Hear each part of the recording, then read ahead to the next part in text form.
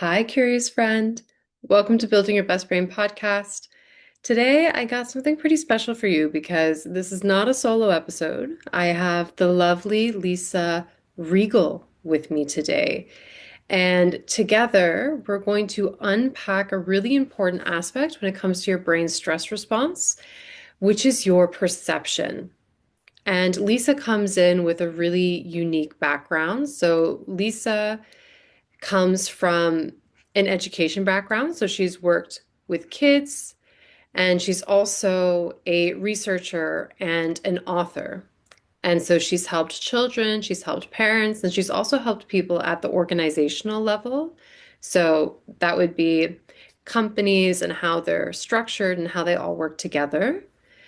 She holds a master's degree and a PhD in education policy and leadership. And so she's really had her hand in both the research space, the people space, and she's published two books related to this work. One of them being Neurowell, which is more on the level of the individual, as well as Aspirations to Operations, which is more at the level of companies and groups and organization. And her main focus is to bring the neuroscience into how people can leverage understanding their brain to lead healthier, happier, and more successful lives. So, without further ado, let's dive into this episode together. Hi, curious friend. Welcome to Building Your Best Brain podcast. Today is a very special podcast because I have the lovely Lisa Riegel here with us. Welcome, Lisa. Thank you. Thank you for having me. Thank you for taking the time to come. We have a lot of juicy stuff to get into today, and funnily enough, you bring a very interesting perspective when it comes to stress regulation and brain health. But before we get into all that today, I would love to know more about your backstory that led into this work, because it's certainly, and you've told me a little bit, but I'm sure there's a lot more in there, not one that you initially planned and not one that there's like a straightforward school system for. So, can you take us back a little bit on how you stumbled upon this work? Sure. So my history is very crooked and how I got to where I am today. I graduated from college with an English literature degree. So I went into sales and I was selling tech products. So I sold what's now OnStar before Westinghouse purchased it. So it was in the first phase of that product. And then I was furloughed, which I had never heard of. So I was like, oh, okay. So they're taking the technology and going to do something with it, but now I don't have a job. So I Huh. bounced around a little bit and I ended up selling automatic greasing systems for semis and off-road construction equipment, which was right in my wheelhouse because I had never seen any of these kinds of trucks. So I was doing Oh, that for about 6 months or so. And on paper, I was successful. And, I was selling, I was making money, I had a house, I was doing all the things I'm supposed to do, and I was miserable. And mm, I started feeling that everybody else must be miserable too, because how can this have purpose? How can I do this the rest of my life? So I had kind of what I call my quarter life crisis. And I just decided I had been on this journey to success and happiness that was not my road. It was a road mm, that was carved by expectations from other people. And I knew that I just didn't have it in me to do this for the next 30 or 40 years. I had to think of something else. So I quit my job. I was also engaged at the time, which I knew was not a good idea, but I had been with somebody for many years. So that's kind of what mm. you're supposed to do. So I called that off and I put a backpack on and flew to Florida. And I just walked around for like 2 weeks and stayed at people's houses, slept on the beach. I had my credit card so I could go stay at a hotel. And I just went on this journey. I had never really let myself go just to contemplate myself. And I came back from that trip and I was like, you know what? I want to work with kids and I want to work in education. I want to teach people things. So I went back to school, finished a second degree in education, and then started Wow. teaching. And it's been straight ahead. And, ever since then. And I think that's kind of where my journey on the idea of like, we get to choose how we want our Mhm. lives to be and we get to choose how to be happy, which is easy to say and hard to do. And so I started on this exploration. Even in my doctoral work, I studied leadership, but I was interested in the human system. So I was Hmm. interested in, what motivates us, what engages us, what makes us happy, who are we? And then I moved into, okay, really change starts in the brain. So I probably need to know a lot more about neuroscience to be able to really tell the whole story.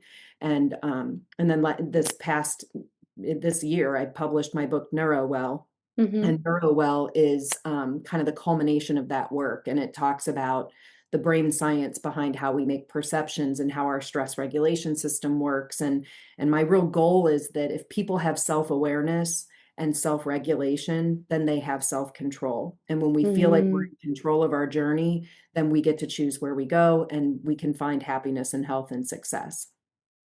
I love that you include both because I find what's incredible, and maybe you can echo this, is that there has been, I would say, an increase in self-awareness and maybe even self-expression in that self-awareness, but it's not at the same rate as self-regulation. So people are aware of how miserable they are, and Yeah. it's and it's hard to find ways to move forward, or scary and confusing. Right. Well, and Yeah. there's biology behind that. Yeah. We become comfortable with the way that we feel, even when we know we don't like it. And Yep. our brain is set up to resist change and to resist things that we don't know, because if we don't know it, it could be dangerous or scary. And so people fall into Hmm. these well-worn patterns, and even when they want to make those changes, our brain resists that. So you have to be very intentional Hmm. about, this is what I'm going to choose, and I'm going to work toward it in a small, incremental, but intentional way. Yeah. Yeah. Which I'm curious about your story, a very specific part of your story, which is where, you have the house, you have the great job, you're engaged, and then there's that transition where you let go of all of it and you go to Florida. And I'd Mhm. love if you could walk through what that felt like, what was going through your mind, and then kind of the early stages of your trip where you're like sleeping on the beach, Yeah. going from house to house. How did that transition happen? And how did it help lead you to clarity by the end of that trip? Yeah, I think it was very difficult to make the decision to leave. I grew up in a home that was very, like, if I came home with an A-, it was like, what happened, right? Yeah. Very achievement driven, very money driven, success driven. And so I knew that I was going to be I felt I was going to be disappointing the people around me, that I was not on this, I wasn't happy on this path, and I thought they would think I was crazy for just giving it all up. Mhm. Um, but it was interesting, once I got on that plane, I think it was the first adult decision that I made on my own for myself. And I was like 24 at the time, 25. And and I remember just being on the plane like, I have no idea what's going to happen. And I was a control freak, I always had to plan Mhm. everything. And so it was just this moment of, I was just going to let go. And I got off the plane, and I had a friend that lived in that area. So That's I had good. somebody to pick me up, and but then I just kind of said, I'm going on a walkabout.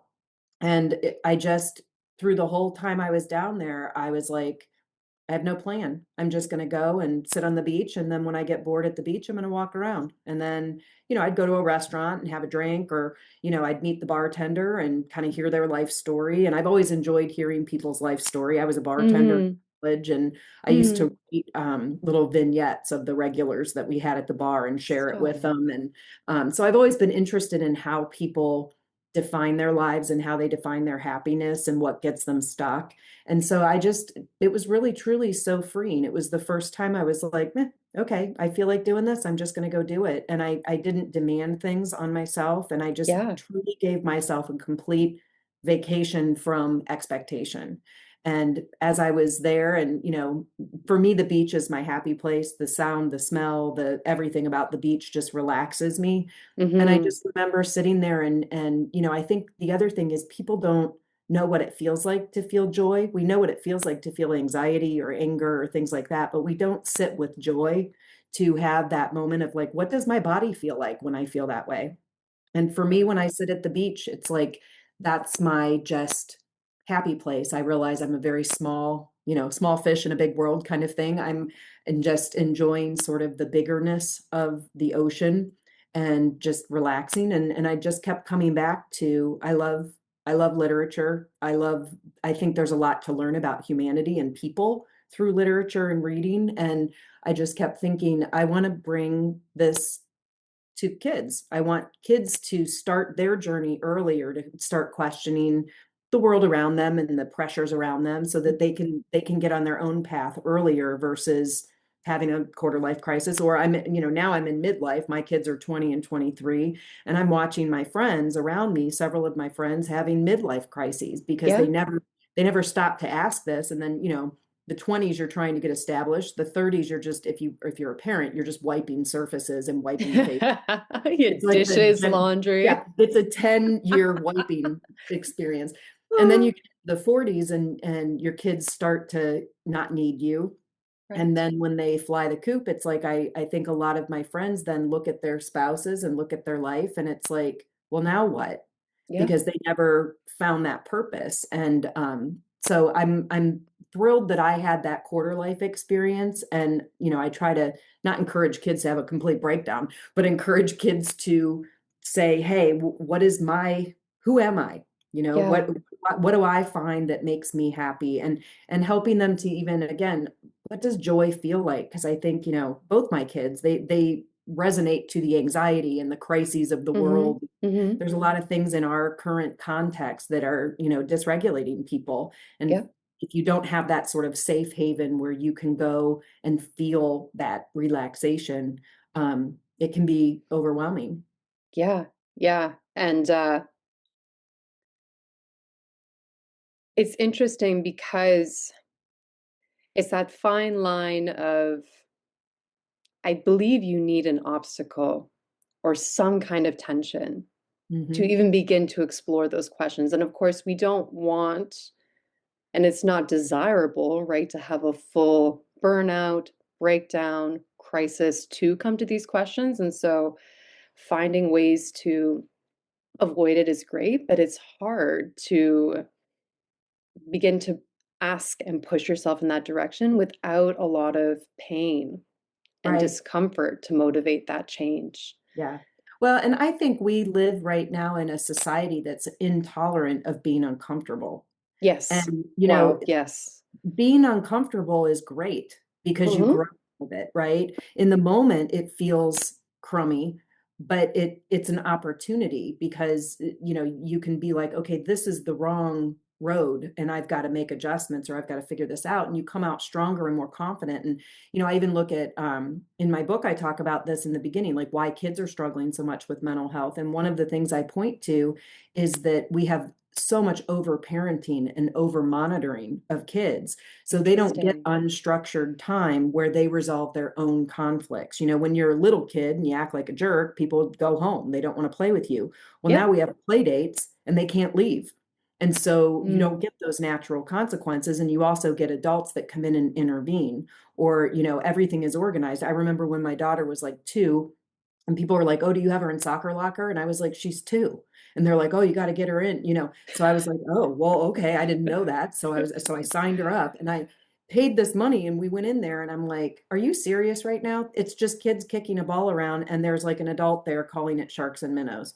And I was like, we used to do this in our backyard, or we used to do, but it's like even from that little tiny age, we're over monitoring, and kids don't know how to entertain themselves. They don't know how to Yep. be bored. And the Yes. thing is that actually breaks our brain. Like we need to have that time to be creative and to develop grit and adaptability. And I see an entire world right now where being uncomfortable is a disease. Yeah. And everybody has diagnoses. I meet kids and within 5 minutes they tell me all their diagnoses, and it's like, ugh. And I tell my kids, because both my kids have come to me before and been like, "Oh, I've got social anxiety," and I'm like, everybody has social anxiety. When you walk into a novel situation, your brain is primed to say we need to be on high alert. Yep. But one of the things I talk about is we have kind of 4 states of awake. So we're either calm, alert, in alarm, or fear.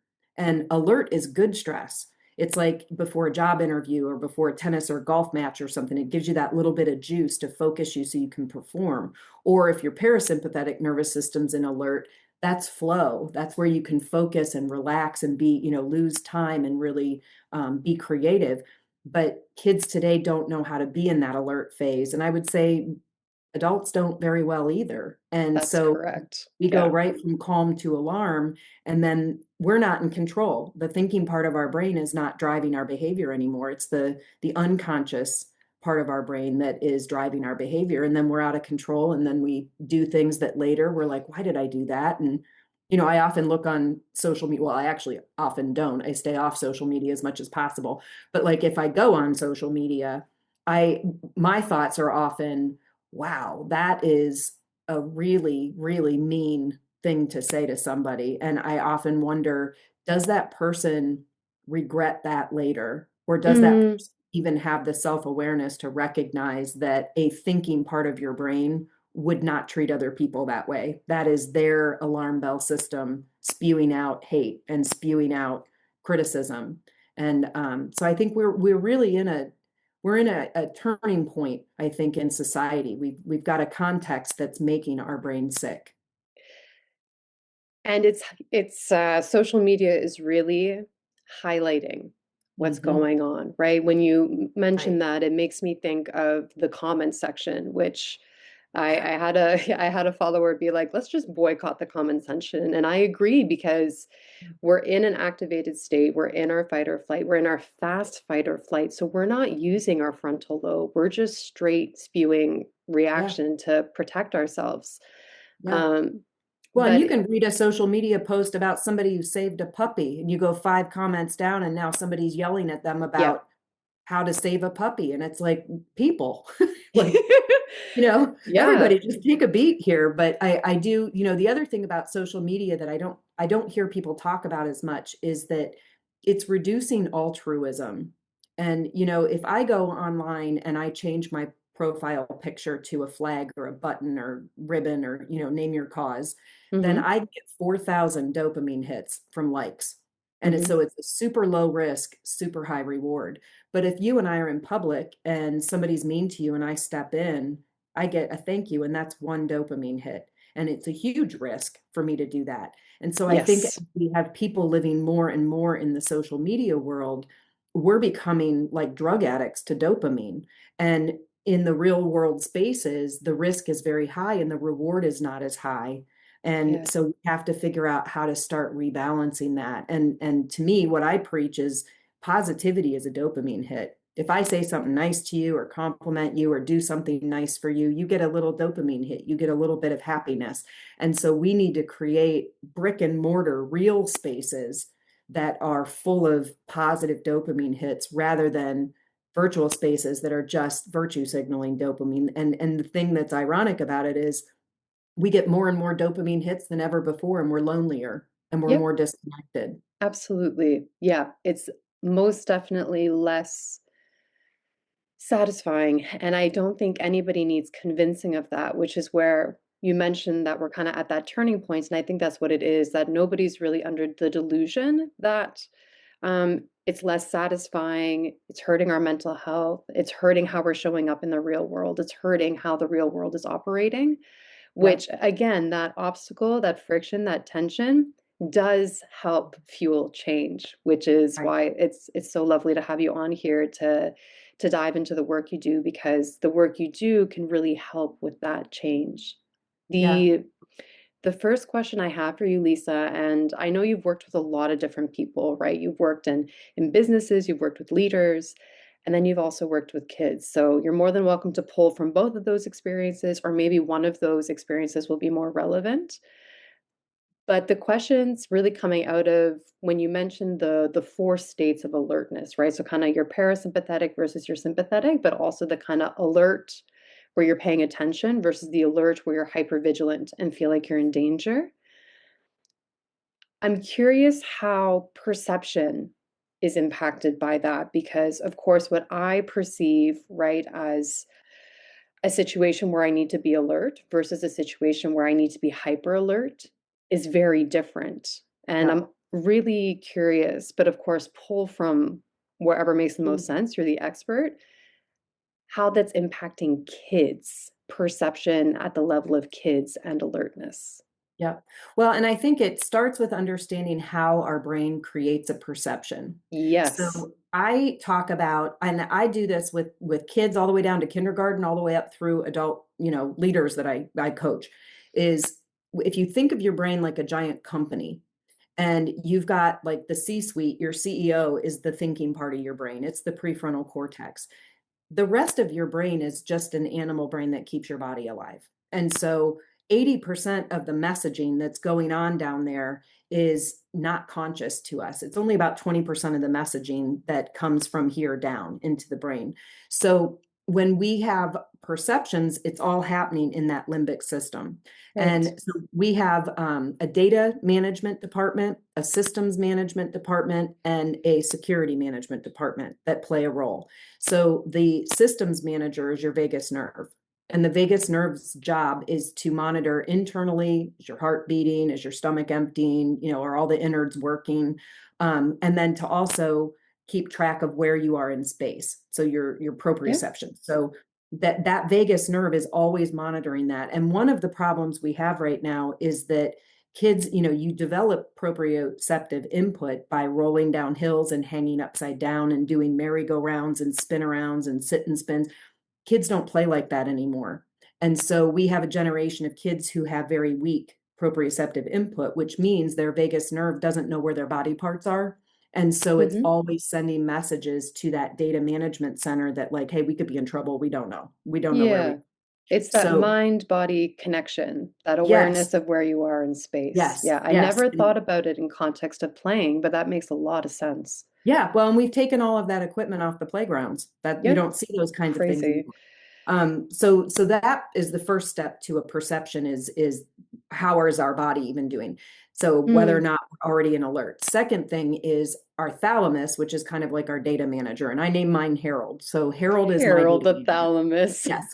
So I love Harold, that. his job is to look at all the information in the environment, all that sensory data, and to make sense of it. And so Yep. what he does is he goes into our sensory memory center, which is in our amygdala. It does not know time and can't tell a story. It's just sensory associations. So like if you walk in somewhere and you smell cookies, your body will relax because most people have positive associations with the smell of baking cookies. And so those associations are automatic. Our body responds the same way. And it's up to Harold to pull out what he sees as this is like that. Because if every new Hmm. experience we had was novel, our brain would explode. So we look for Absolutely. patterns. Yep. So what Harold does then is he creates, and like I always use the image of like a spaghetti strainer. So each association he pulls becomes like a filter or a strainer through which reality passes. So if you think of like a banana, and then you think of all these strainers that Harold has pulled to say this is like that. Once you shove that banana through the strainer, it doesn't look like a banana anymore. It's our perception of that banana. And the problem is that those strainers are developed through the media we consume and the worldview that we have, the nurturing we had as a child, many, many experiences we've had through our life. And sometimes, how your brain associates certain external data with a feeling is faulty. For Hmm. example, I used to get super anxious about time. I always had to be on time. And I know where that comes from because when I was a child, my parents were divorced and my dad was always late picking me up. So I Mm. spent my childhood sitting on the stoop waiting for my dad. And my little 8 year Wow. old brain put time and worth and love in the same association. So, Mm. flash forward, if my husband was running late, I would get so anxious and angry. And because my body was associating these feelings of you don't love me or I'm not worth it, why aren't you with time, which is a faulty association. Once I Amazing. understood, yeah, and once I understood Yeah. that association, that gave me, so when I talk about self-awareness, self-regulation, and self-control, that understanding, that self-awareness and my ability to calm myself down gave me control. So now the CEO of my brain, who's me, that's Lisa up here, gets to tell Harold, hey, pull those two things apart. They don't make sense. And I get to direct how my limbic brain responds to situations. So I truly have control. And then at this point, I don't like being late, but it doesn't, I don't dysregulate as a human. I don't get angry and anxious and freaked out, and it doesn't ruin my day if I'm running late. It's just a blip. Hmm. And Yeah. so I think again to your point about like I think people are waking up to the world we live in is not good for our brain, but it's not so easy to change it. We're addicted to our devices. We're addicted to doom scrolling. We have elevated Harold to look for all the nastiness in the world. So that's what he sees. And so our perceptions of reality are kind of skewed by the negative context that we live in.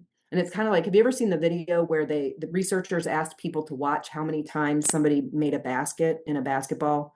So they were throwing baskets. At the end, they ask the people, so how many baskets? And they tell them, and then they say, did you see the giant gorilla that walked Oh, across the basketball yes. court? And so many people are like, no, I didn't even see. I mean, how do you miss a gorilla, right? But Yeah. we're missing so much beauty and love and joy and all of these things because our brain is wired to look for the next crisis. Yeah. Yeah. And by news outlets, social Yeah. media, the exposure we have. And Yep. it's It's got so repetitive. Yep. interesting. Yeah, because we talked about this too. This audience is very familiar with the amygdala. Thank you for introducing Harold, the Yeah. thalamus. Also, side note, I think we have the same father and the Ah, same association with time. Maybe you're yeah. my long lost sister. Yeah. There you go. Yeah. But that's a really great example because we talked about fear and attention and how so much of our fears go unnoticed because of the way our brain is wired. And our brain is going to grab onto what's familiar and what's been stimulated over and over again. Right. And with social media, if you're watching something for a fraction of a second longer, you're going to get more of it, even if you don't want to. Right, Yeah. right. Well, and I think the other parts then, Harold sends a message to Bob, who Bob is my amygdala, he's my Yeah. security monitor. Yeah. And then Bob has to make a decision. Bob either says, okay, we're in danger and hits the panic button, and that moves our body from calm directly to alarm. And when Yep. that happens, he sends a message directly up to the CEO that says, hey, go get a cup of coffee. We're in danger. We don't need you. We'll manage and we'll call you when things are calm, which is why sometimes you're like, why did I even say that or do that? That's not even who I am. Why did I Yeah. behave that way? It's Yeah. because Harold and Bob behaved and you were not in the office. And then if he gets conflicting, and this is where positivity becomes so important, the solution to pollution is dilution. So we have all these negative filters that are in our brain that Harold is using as our confirmations. And if we dilute those with positive things, what happens then is Harold sends the report to Bob that says, I don't know. Some of the associations that I'm pulling that remind me of now are negative and some are positive. So I'm not really sure how we should react. So Bob just taps the panic button. The message that comes up to your brain is, hey, we need you to weigh in because this is kind of novel, but we don't really, you tell us how to react. And that Interesting. to me is the key to self-control is if you can teach your brain to have Harold and Bob send that message up and give you a chance to weigh in before you emotionally react, now you've got self-awareness, self-regulation, and self-control. Say that one more time. The solution to the pollution is dilution? Yes, the solution to pollution is dilution. So we Wow. can't get rid of our past, but we can dilute its Correct? impact. And so if we start to decouple some of those associations and we start to make new positive associations, and one of the things I used to say to my kids when they were little and I started studying all this, they would come home from school and at dinner I would say, tell me two good things that happened today. And this is kind of the gorilla. At first they couldn't even tell me. They're like, nothing. And I'm like, not one good thing happened today. And they'd be Right. like, oh, no, I didn't get in a fight. And I'm like, well, that's not good. That's the opposite of bad, right? So I had to train their brains to look for good things that they could report on. And so that's an example of infusing dilution into the pollution. And then they were able to start saying, well, I had a rough start, but this person was really nice to me and people were, Hmm. helped me today. And I had somebody sit with me at lunch that was new or whatever. And they started to notice the little minutes that were good in their day. And then their brain starts to look more and more for those things. And so we have control, but it takes intentional practice. And it's kind of funny because, you go back 25 years, 30 years, and like a lot of what's resurfacing as we think of mindfulness and mental health, it's like all that stuff that people are like, oh, that's hippie hooey, I'm not going to sit around. But the reality is all that hippie hooey and all that yoga and all that other stuff is Yeah. actually really well designed Yep. for your body and your mind and your body and the importance of how those things come together. So I hope that people are not turned off by the connotation that this is like for new age people, because it really should be for everybody. And everybody should understand how that brain works, regardless of whether you don't ever have to, I mean, you can decide you never want to meditate in your life. That's Yep. fine if you don't want to meditate, but having some quiet space where, you sit outside and look at the clouds. Let your brain just be empty for a minute. And we are so inundated with information, we never make space in our brain to think and just to be. What's cool about the yoga meditation space is, and not everybody might agree, but I certainly find it cool, is that the science has really caught up with the Yes, benefits, 100%. which Yep. really helps, people buy into it, explore it. Right. And I love, and I was thinking about it when you were sharing your story in the beginning around sitting at the beach and experiencing true joy Yeah. and having a meditation practice. If we ignore all the benefits it has to the brain, if we ignore all that, even just the act of sitting and doing Yeah. nothing is such a great, I don't have the right word for it, but indicator or equilibrator or like litmus tests, like being able to actually know where your brain is at. Because there's some days I meditate and I am in the zone, in my flow state. I have a lot of great, juicy theta waves going on, and I finish it, and ideas are just spewing out of me. And sometimes, and I've been meditating for years, I sit there and I feel so uncomfortable, and Yeah. it is such a struggle. And that's a sign to me, not that I'm a bad meditator or there's something wrong with me, but that my day's been really full, potentially too full, and a sign Yep. I need to regulate in some Yeah. way. So that's a really, Yeah. yeah, amazing call to action that's simple, effective, but uncomfortable. But that's not a Yeah. bad thing. It's Yeah. Well, okay. I resisted doing meditation because it is hard.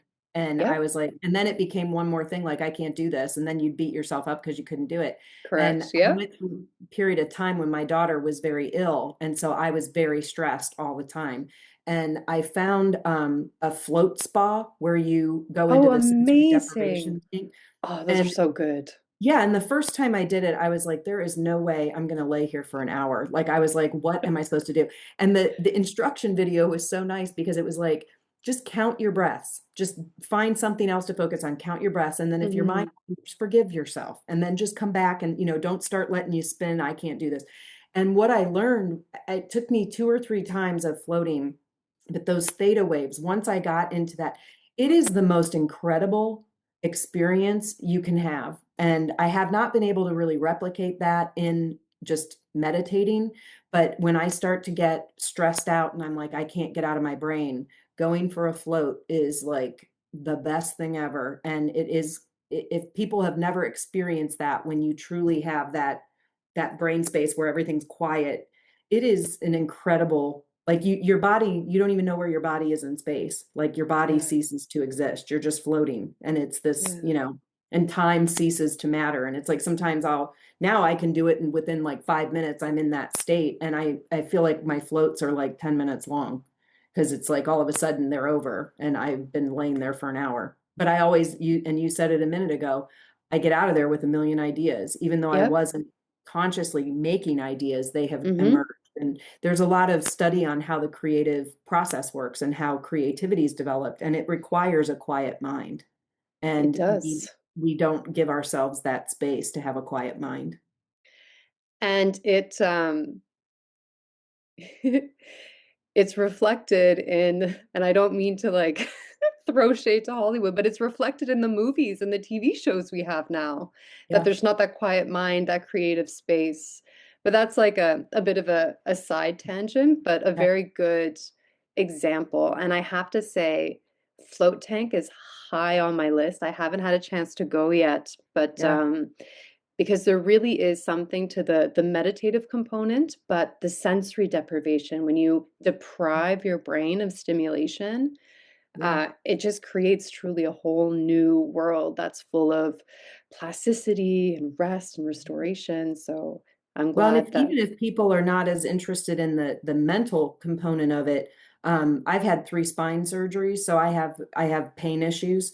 And wow. when you first get into the tank, it hurts a little bit because you've been holding so much stress in different parts of your. Mm, And then mm, after a few minutes, it's like all that tension just releases. And so when I get out of there and you take a shower when you're finished, and I'm like, man, I have no pain. My whole body is just, all those pain points have just released, and it's fabulous. that's incredible. Yeah. But for any listeners who've never done it, don't be surprised if the first couple minutes you're like, man, I hurt. Yeah. You won't hurt when you're done. You just have to like get through and let your body muscles relax. And don't go in if you have a cut because it's salt water. Yeah. Really good pro tips. I'll make sure to highlight that in the Just a show couple little notes. tips that I learned the Yeah. hard way. Yeah, of course. Going back to, and I love it, the solution to the pollution is dilution.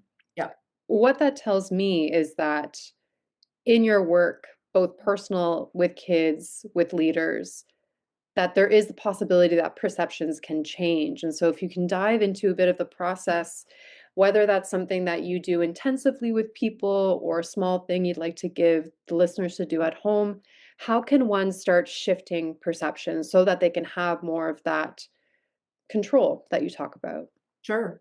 I think it's important to understand that all behavior, academic, social, work behaviors, are the intersection of our biology and our context. So we've talked about that Mm. biology piece. Mm-hmm.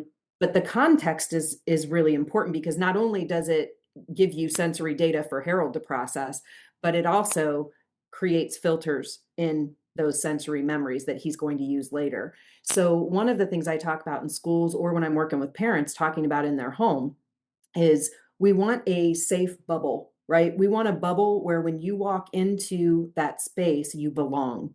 And belonging Mm. is the foundation for having a positive space. And social scientists, it's interesting, they studied this because we had the diversity movement for the past 25, 30 years. Yes, for sure. And they said, by and large, we have failed. People of very different backgrounds, different religions or ethnicities, they aren't tending to form strong ties. Like they might be civil to each other, but they're not actually in the inner group. So what happened? So they started looking in the armed services and they said, now here's a place that's really different where soldiers from all different kinds of backgrounds end up strong, having strong ties that last years and years. So is that when you are with those soldiers, you are a soldier first and you all share that identity. And then the other pieces that make you different are subservient to that in that context. And collective identity is context specific. For So sure. if you think about it, like even the movie The Breakfast Club, and if you have young listeners, that's your homework, go watch that movie. Is that the number one Great, homework, Lisa? great, yes, great 80s flick.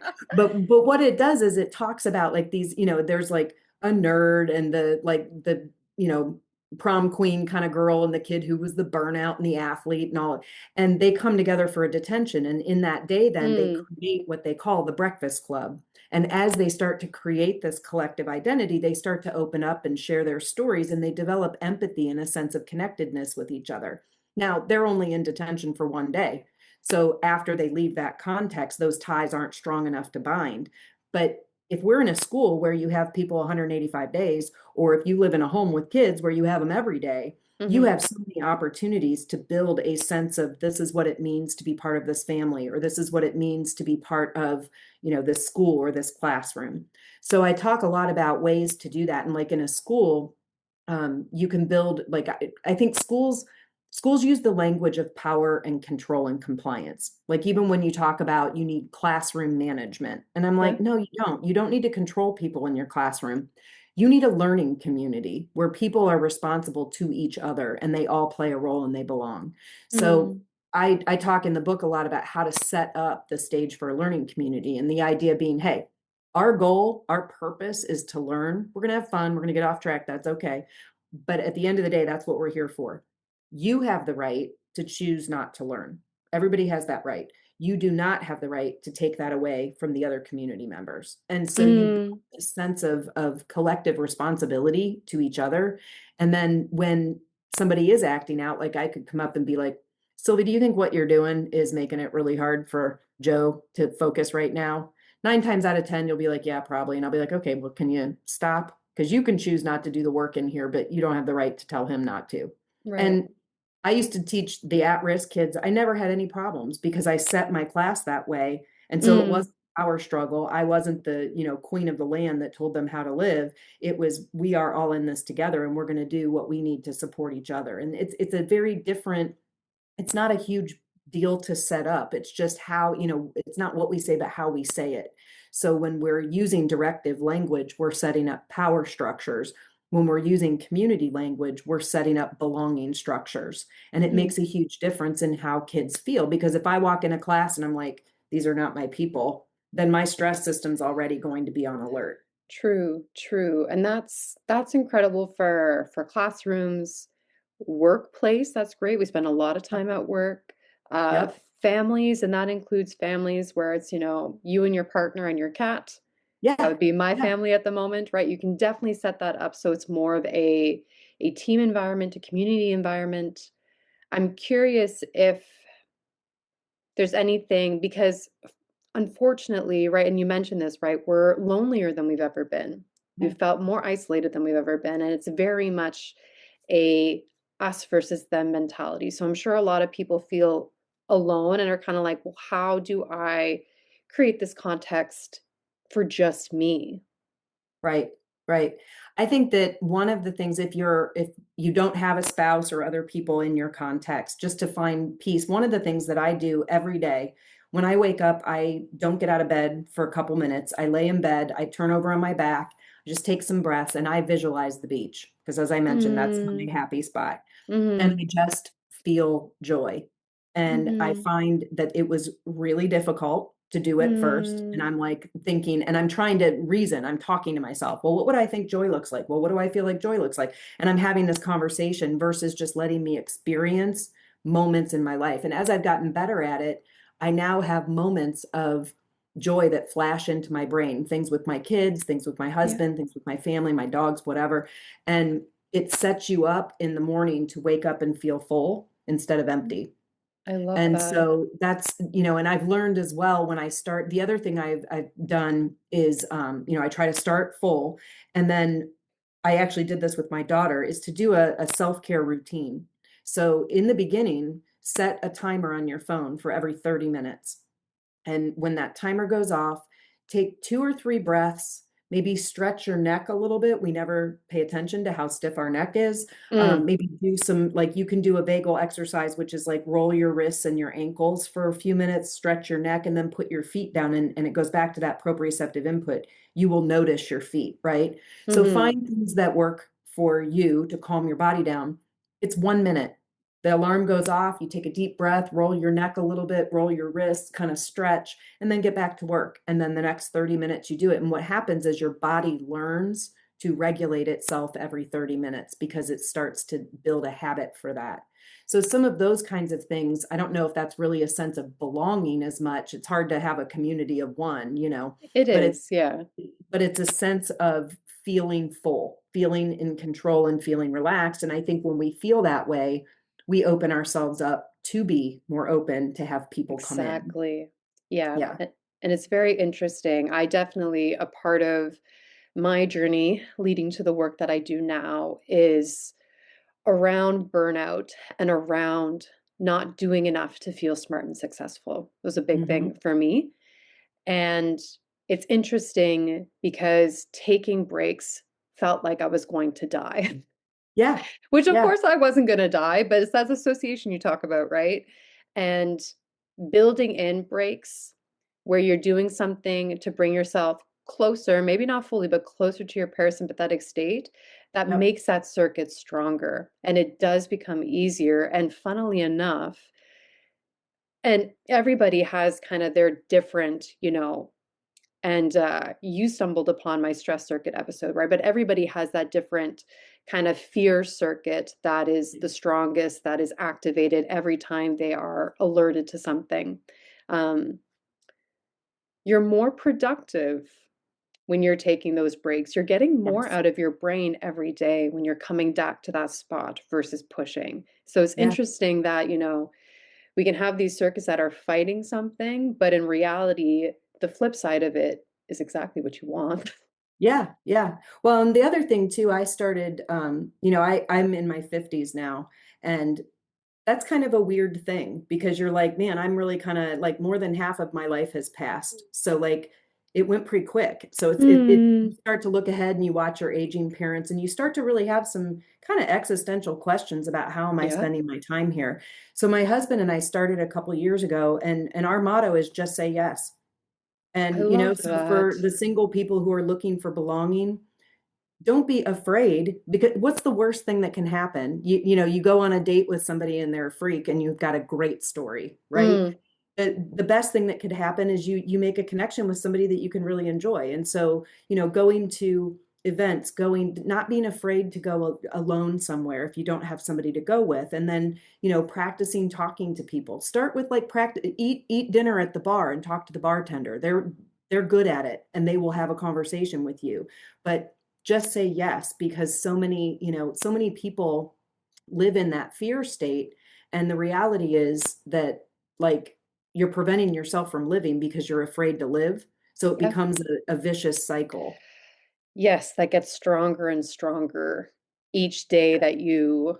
experience it. Yeah. No, that's a really great Yeah. example and a great call to action for people. The other thing I tell people too is when you're going into a new situation where you're going to be uncomfortable, right? Everybody's uncomfortable when you walk into a new situation. Instead of walking into that situation pretending that you're the main character in the scene, be a supporting character.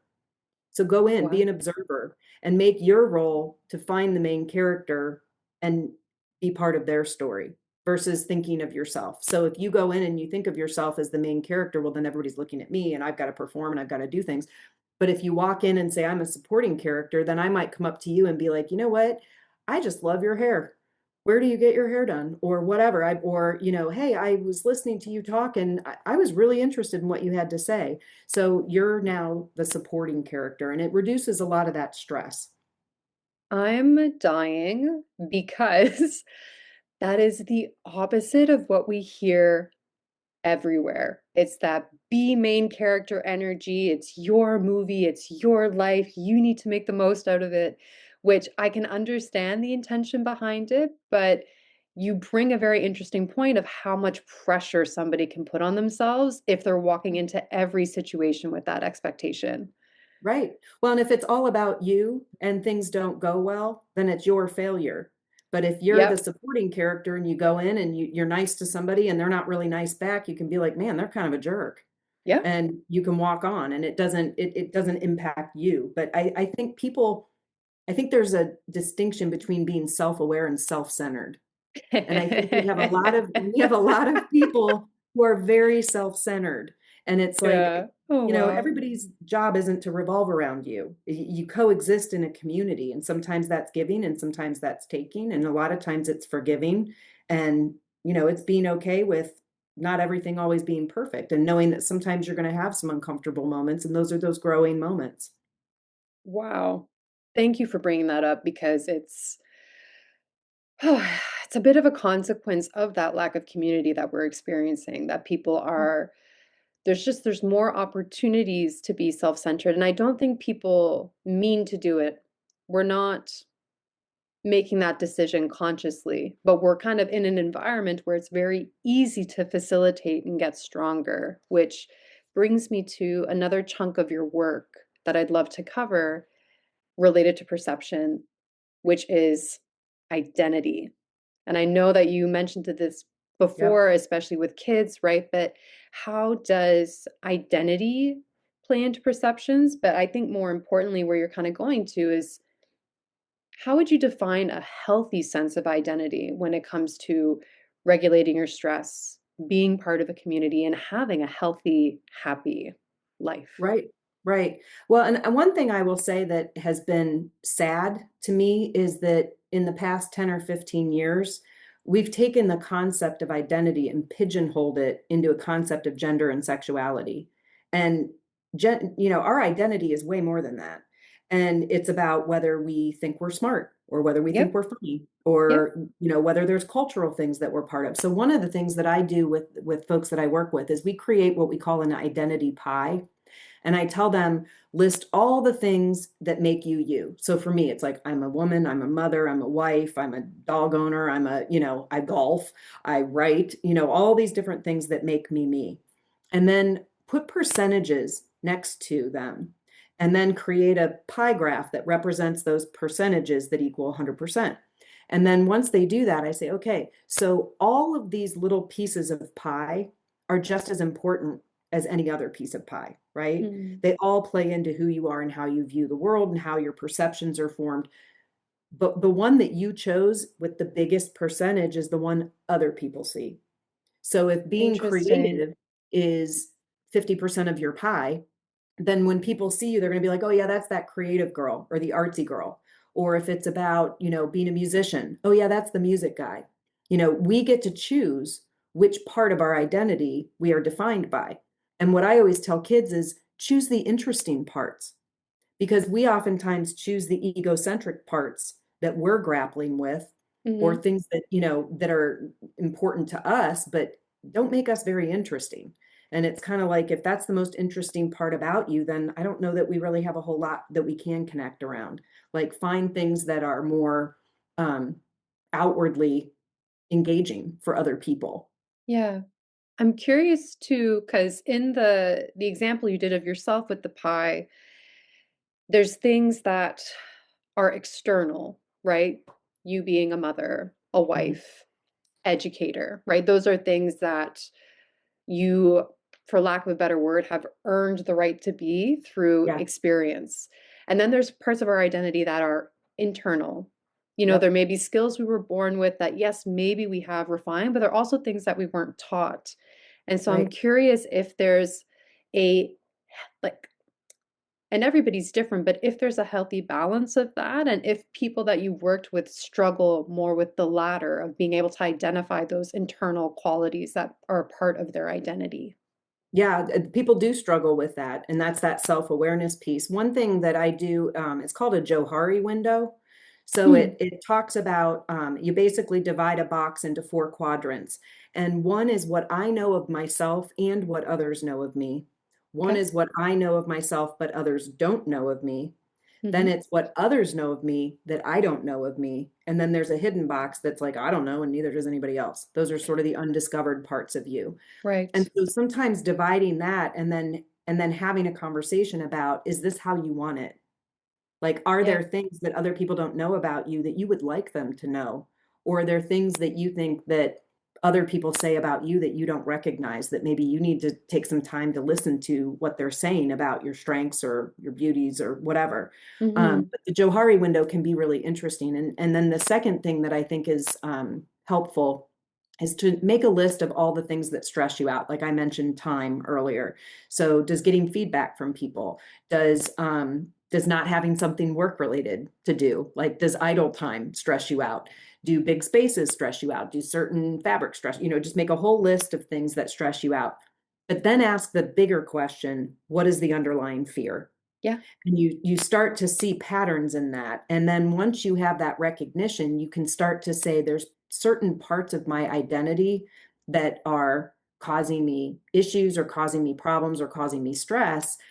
Is it that Harold made a faulty association? Do I need to decouple that association? Because the other thing, I think people feel like we are who we are, we can't do anything about it. You can do a lot about it. You can decide what you want to amplify and what you want to decouple and Yep. what you want to, and sometimes I talk to people like with trauma and things like that. Sometimes you have to deal with the trauma, think about the trauma, how did it impact you? What are the associations that you either need to decouple or you need to keep you safe? And then you need to take that trauma and put it in a box and stick it on a shelf in your brain. Hmm. And you can get it down every so often. You can cry about it. You can revisit it. You can, whatever you need to do with it. But it can't be the glasses through which you walk through the world, or Yeah. else you're always going to be defined by those negative filters as opposed to having the power and control to build the positive ones. What I love about, well, I love the window, Johari window. Yeah, it's Johari.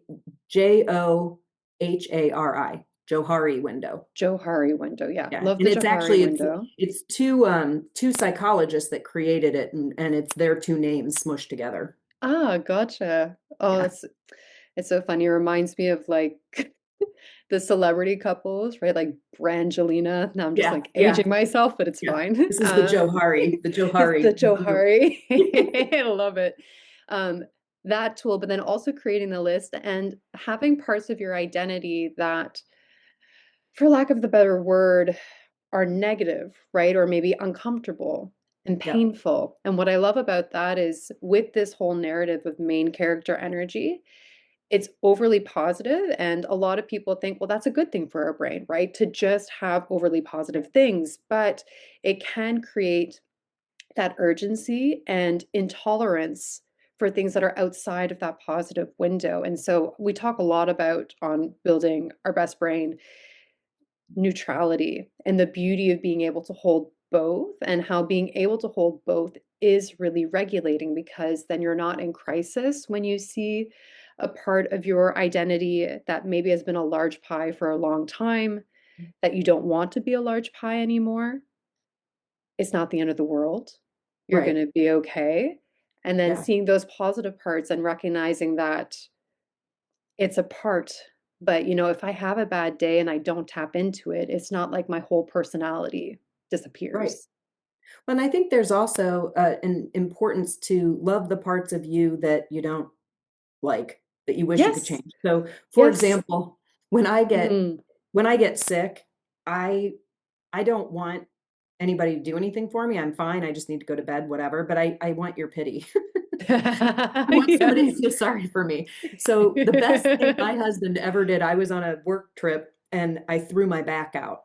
And so I had Oof. to get through the airport dragging luggage. People were so nice to me. They helped me because I mean, I could barely move. I was like green. And he picked Oof. me up from the airport and I got home and he had hung streamers from our ceiling fan and he had a 4 pack of Guinness and a crossword puzzle and a heating pad and he had a sign up that said pity party and he tucked me into bed Stop. and then he let me alone and it was like that's that kind of understanding that like it's Yeah. something I need that in my mind I'm like super independent so it's like I shouldn't need pity from people and then you feel this guilt and shame around some of those kinds of things but because I've made it I'm self-aware and I've made him aware. Now it's kind of a joke. So like if I'm starting to get sick, he'll come over and just give me a hug and he's like, I pity you. And I'm like, thank you. And then I move on with my day. But I think sometimes just accepting some of those pieces of our needs that we may not be able to change, but Yeah. just accepting them as kind of our quirks and then Yeah. making it something, asking others to recognize those quirks and be like, meh, give her a pity party. It's Yeah. fine. Makes you more lovable. And it's Yeah. that community piece, right? We're not able to connect with perfect because there's no such thing. No, Yeah. no. And I think when we're self-aware and we're able to say, like some of my good friends, I'll be like, I am just so angry about this and I can't figure out why I'm so angry. And having somebody who is like, that's not bad that you're angry. Something's going, is like, it's okay to be sad. It's okay to cry. It's okay to be Yep. angry. All Yep. of those things are normal. The Yeah. question is why? And is it something you can control or something you can't control? Is it an appropriate response to Yeah. that? It's about having that ability to be self-aware and know that. And, and I think it gives when we understand that behavior is biology and context, and it's our whole history. How we act today has Hmm. to do with everything we've ever done before. When we Hmm. understand that, we can develop empathy and, Yes. lead better. I have a new book out called Aspirations to Operations, which is for leaders. And it is sort of how to make transformative change stick in an organization, but it's through the lens of the human system that has to Hmm. make those changes and the Hmm. brain science that, real change starts in the brain. So how do we build a better culture for our workers, for, setting the stage for change, for addressing all of this unconscious stuff that some people may not even be aware of. But if you're a really good leader who's self-aware and Mm. self-regulating and in self-control, you start to recognize things and it gives you a buffer. So you're not reacting when someone's behaving poorly. You're looking at them and saying, okay, something's going on in this context that is triggering them to have a stress reaction. So let me figure out how to diffuse that or what that is that either I did or said or that the environment's, that we can then have a conversation about it. That's incredible. It's incredible how this work at all these different levels, right? Individual, education, workplace can make such a positive impact. Yeah. Um, yeah, you've And when explained. people, yeah, when people feel a sense of belonging and they feel supported and they feel safe, they're happy. They're Yeah. fulfilled, right? And so if we can create that for people, and it's not that hard to do, it's just being intentional and strategic about how do I create that safe bubble where when you're here, I can't control all the other bubbles you live in, but Yep. this bubble, we're going to make this bubble a dopamine producing happy place, not rah rah cheesy, but an Yeah. authentic place where people feel a sense of purpose and belonging and connection. Yeah. No, I really, really love that. And honestly, Lisa, I could talk to you forever on this stuff. So we may need to have you back to talk about the Sure. next layer of this, but we will close off. And I love to close off with two questions. And then the last question being the third question, where people can learn more from you now that they've gotten a little taste of all the Sure. great knowledge and experience, analogies, stories. You have a lot of great stories. Um, the first question is what currently is your non-negotiable when it comes to your brain health? What do you do every day or every week that is a non-negotiable? I would say, first of all, taking that time in the morning to feel Yeah. joy is a non-negotiable. And I would say the other thing is, my husband and I talk a lot. We talk about how we feel and what's going on and our goals and things like that. So I think that open communication to continue to express myself and learn from him more about who I am and how he Mm, sees me has been mm. part of the reason we have a strong marriage and also part of the reason why I feel very connected to the world and connected to my house. I love that because when you say that, it sounds like this is something that would only benefit your marriage, but being in a relationship that Any is, relationship. yeah, that is super high in communication has an opportunity for a lot of personal growth. Yeah, So thank you for including that as your brain non-negotiable. That's a really good one. And the second question I have, if there's one thing you could tell your younger self, and maybe this is the younger self that is kind of coming to that decision of breaking off her engagement, quitting the job, hopping on the plane to Florida. With everything you've learned up to now, what is one thing that you would tell her? I would tell her to look for the good stuff. Stop looking for the bad stuff. And it's interesting. I had a high school reunion last summer, and high school, like for many people, was a horrid time of life. Is I don't Right. know many people that loved high school. So I was kind of nervous to go back to this because I was like, ugh, I didn't like myself when I was in high school. So, and Mm, when I got there, listening to other people give me affirmations about, oh, we always knew you were going to be great at this, and I was like, I missed my whole life. I missed a whole swath of things I could have been really proud of and happy and mm. celebrated for because I was just so focused on the negative. So again, solution to pollution is dilution. Look for the good. Look for the good. Yeah. I'm so tempted, Lisa. We'll see what happens to have that be the title of the episode. If it's not the title, it'll be high up in the show notes because that is so good and so easy to remember. Yeah. Yeah. Yeah. And if people want to learn more from you or work with you directly, can you share a little bit about how people can explore doing that with you? Sure. So if people are business people, or schools, I come and do keynotes, I do workshops. I also do leadership boot camps to help leaders Mm. center themselves about what they want to see. Um, if I've had parent groups that have bought my book and done a book study, and I can pop in Oh, and cool. do like Q&A with people. So if they get at least 10 people in the book study, then I'll pop on, and if they're local, I'll visit with them. If not, then I pop on Zoom. And then the other thing I would say is, read the books because Yeah. they're easy to read. And my challenge is when you're reading them, don't just read them to finish them. Read them, stop, reflect, think, keep a journal while you're reading it, because as a parent, as a teacher, as an individual, as a spouse, in any way, the more that we are self-aware and self-regulated and in self-control, the better everything around us will be. And we can't, especially as a parent, you can't help your kid if you're a hot mess. So it's like getting yourself centered. You can model that there's happiness out there, and you can model the different ways to achieve it. Yeah. Yeah. No, that is incredible. And then I'm also available on LinkedIn. They can always look me up on LinkedIn, and I'll give you the links to my website and my Perfect. Yeah. my Amazon page and stuff so people can find me. Yeah, in the show notes there'll be, as Lisa just mentioned, her LinkedIn, ways to get in touch with her, as well as all of her books, especially the ones that she mentioned today, which is Aspirations to Operations and Neurowell. Mhm. Thank you again, Lisa, and to the curious friends listening. Incredible job listening all the way through. Definitely come back and listen to specific parts because, of course, repeated stimulation really helps those things cement in your brain. And if you have questions for myself or for Lisa, do not be shy to throw them in the comments.